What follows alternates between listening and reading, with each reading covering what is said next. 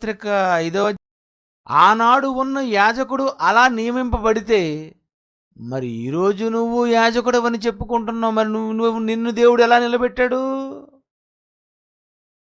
యాజకుడుగా నువ్వేం చేయాలి? నువ్వేం చేయాలంటే ఆ రోజు ఆ యాజకుడు ఏం చేసేవాడో ఈరోజు నువ్వు యాజకుడుగా అదే చెయ్యాలి. ప్రతి ప్రధాన యాజకుడు మనుష్యుల నుండి ఏర్పరచబడిన వాడై పాపముల కొరకు అర్పణలను బలులను అర్పించుటకును దేవుని విషయమైన కార్యములు జరిగించుటకై మనుష్యుల నిమిత్తము నియమింపబడును. మనుష్యుల నిమిత్తము నియమింపబడ్డావు నువ్వు. ఏర్పరచబడిన వాడై